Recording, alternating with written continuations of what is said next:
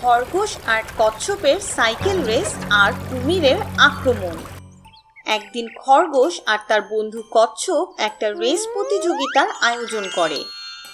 খরগোশ কচ্ছপকে বলে, আরে বন্ধু, এখন তো আমরা দুজনেই সাইকেল চালানো শিখে গেছি, কেননা আজকে একটা সাইকেল প্রতিযোগিতা হয়ে যাক। যে হারবে আজ বিকেলে সে খাওয়াবে। কি বলো বন্ধু? কচ্ছপ ছিল অনেক সহজ সরল আর সে সবসময় তার বন্ধুকে খুশি রাখতে চাইতো। সে খরগোশের কথায় রাজি হয়। হ্যাঁ হ্যাঁ, কেন নয়, চলো সাইকেল বের করো, রেস শুরু করা যাক। খরগোশ আর কচ্ছপ সাইকেল নিয়ে বের হয়।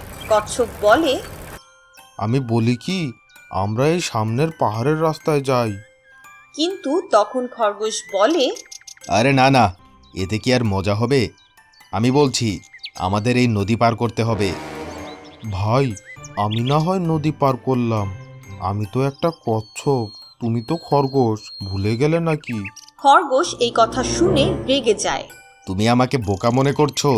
আমার কাছে অনেক উপায় আছে যা দিয়ে আমি এই নদী পার করতে পারবো। তুমি প্রতিযোগিতায় অংশই নিতে চাও না, তুমি আমাকে ছোট করতে চাইছো। খরগোশ রেগে যায়। কচ্ছপ তাকে বোঝায়, আরে আরে থামো বন্ধু, প্রতিযোগিতা শুরু করো তাহলে। কিন্তু মনে মনে কচ্ছপ অনেক চিন্তায় ছিল। সে জানতো না যে সে কিভাবে খরগোশ নদী পার করবে। এভাবে তো সে বিপদে পড়তে পারে। আর তেমনটাই হয় যখন মনে মনে খরগোশ একটা বুদ্ধি করে।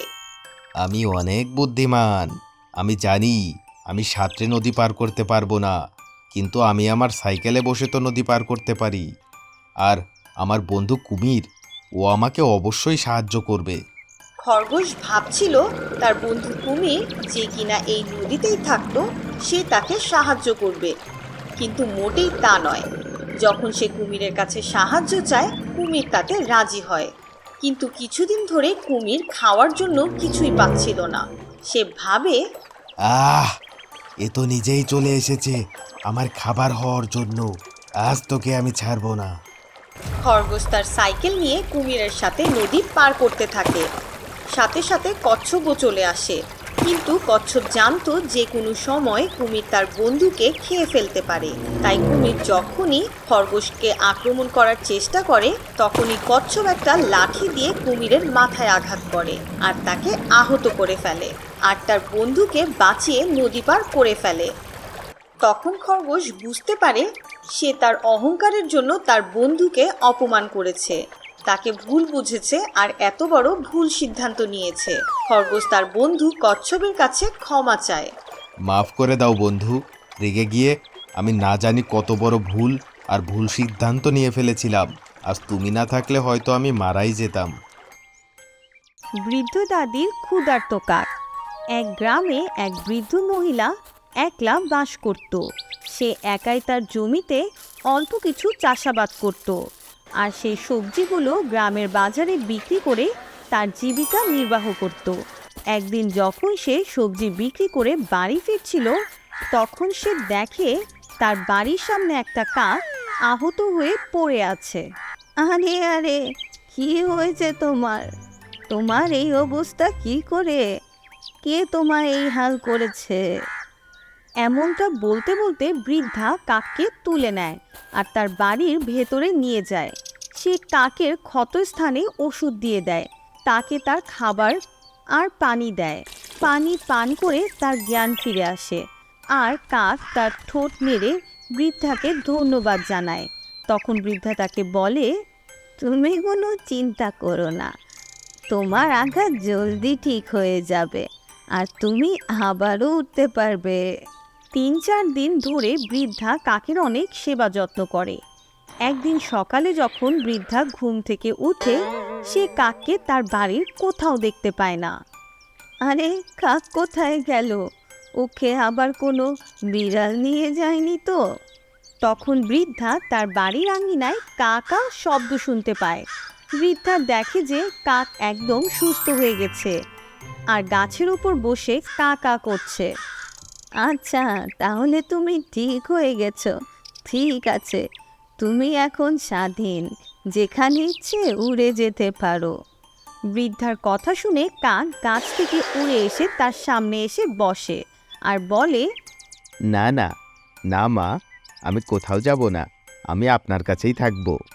আরে তুমি কথা বলতে পারো? হ্যাঁ মা, আমি কথা বলতে পারি। তারপর কাক বৃদ্ধার সাথেই থাকতে শুরু করে।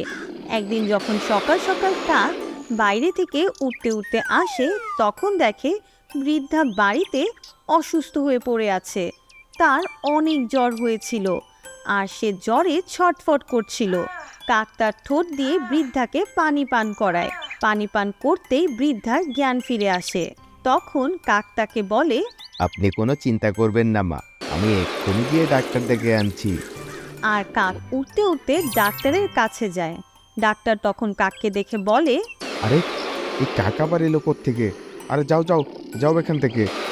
কিন্তু কাক তখন ঠোঁটে ডাক্তারের ঘড়ি তুলে নিয়ে উড়ে যায়। ঘড়ির অনেক দাম ছিল। ডাক্তার আর তার কর্মচারীও কাকের পিছু করতে থাকে। আরে ধরো ধরো বলে দৌড়তে থাকে। কাক উঠতে উঠতে ডাক্তার আর তার কর্মচারীকে সাথে নিয়ে বৃদ্ধার বাড়ি চলে আসে।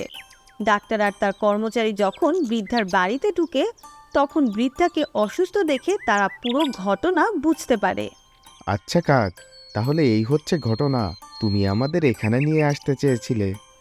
ডাক্তার এই কথা বলতেই কাক ওই ঘড়ি ডাক্তারকে দিয়ে দেয়। ডাক্তার বৃদ্ধাকে দেখে আর তাকে হাসপাতালে নিয়ে যায়। সেখানে তার অনেক ভালো চিকিৎসা হয়। কিছুদিনের মধ্যেই তার ভালো চিকিৎসার জন্য বৃদ্ধা একদম সুস্থ হয়ে যায়। আজ তোমার কারণেই আমি বেঁচে আছি, তোমাকে অনেক ধন্যবাদ। আর এটা বলে বৃদ্ধা কাকের মাথায় হাত বুলিয়ে তাকে আদর করে। বৃদ্ধা যখনই তাকে আদর করে, কাক সাথে সাথেই একটা মানুষের রূপ নেয়। এ দেখে বৃদ্ধা অবাক হয়ে যায়। মা, এক সাধু আমাকে অভিশাপ দিয়েছিল আর কাক বানিয়ে দিয়েছিল, আর বলেছিল যে আমার দ্বারা কোনো ভালো কাজ হওয়ার পর কেউ যদি আমার মাথায় হাত রেখে আমাকে আদর করে, তাহলে আমি আমার আসল রূপ ফিরে পাবো। আজ থেকে তুমিই আমার মা আর আমি তোমার ছেলে, তুমি আর একা নও। আর এভাবেই বৃদ্ধার একাকিত্ব দূর হয়ে যায় আর সে একটা ছেলে পেয়ে যায়। এরপর তারা দুজনে সুখে শান্তিতে একসাথে বসবাস করতে থাকে। মাটির নিচের গুহা আর লম্বা গলাওয়ালা সিংহ। জঙ্গলের রাজা সিংহ ছিল অনেক শক্তিশালী, কিন্তু জঙ্গলের সব পশুরা তাকে অনেক ভয় পাওয়ার বদলে তাকে নিয়ে সব সময় হাসাহাসি করত। আর তাদের এমন ব্যবহারে জঙ্গলের রাজা মনে মনে অনেক কষ্ট পেত। সে চাইতো জঙ্গলের সবাই তাকে অনেক ভয় পাক, আর এমনটা না করুক। একদিন জঙ্গলের রাজা সিংহ হাঁটতে হাঁটতে অনেক দূর চলে যায়। সে উঁচু একটা পাহাড় দেখতে পায়। সে পাহাড়ের উপরে চড়তে থাকে। সে পাহাড়ে উঠছিলই, এমন সময় তার পা ফসকে যায় আর সে একটা গুহায় গিয়ে পড়ে। গুহাটা ছিল একদম সোনালী রঙের। সব জায়গায় হীরা মতি সব চকচক করছিল। আরে বাহ, আজ তো অনেক ভালো হলো, ঘুরতে ঘুরতে এমন একটা সোনালী গুহার দেখা পেলাম। এ তো অনেক ভালো হয়েছে। আজ পর্যন্ত কোনো দিন আমি এত সুন্দর গুহা দেখিনি। মনে হচ্ছে এটা তো কোনো সাধারণ গুহা নয়, এটা কোনো জাদুর গুহা। তখন রাজা সিংহ নিজে নিজেই কথা বলে যাচ্ছিল। এমন সময় হঠাৎ তার সামনে একটা বড় আয়না চলে আসে। যখনই রাজা সিংহ আয়নায় চেহারা দেখে, তার গলা লম্বা হয়ে যায়।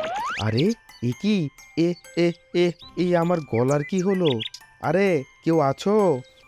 রাজা সিংহ গুহার ভেতরে চারদিকে ঘুরে, কিন্তু কাউকেই সে খুঁজে পায় না। এখন এখন আমি এই লম্বা গলা নিয়ে কিভাবে জঙ্গলে ফিরবো? তখন তার মাথায় একটা বুদ্ধি আসে। যাক, এবার তো তাহলে ভালোই হয়েছে। এখন থেকে সবাই আমাকে দেখে ভয় পাবে। আমি তো আর কোনো সাধারণ সিংহ নই, আমি এখন লম্বা গলাওয়ালা সিংহ।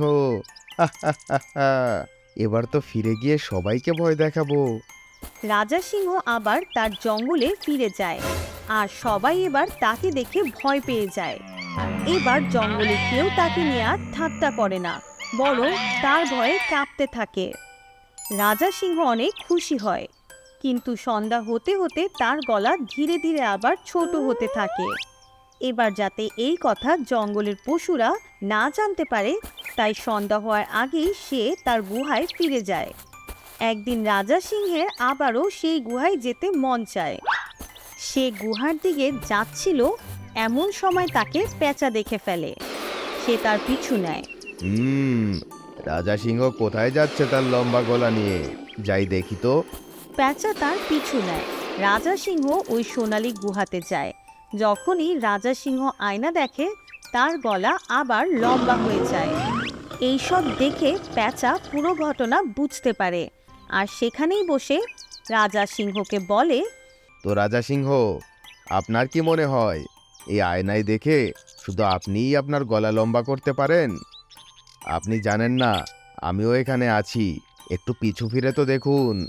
এটা বলে পেঁচা সামনে চলে আসে, আর যখনই সে আয়নার দিকে তাকায়, তার গলাও লম্বা হয়ে যায়।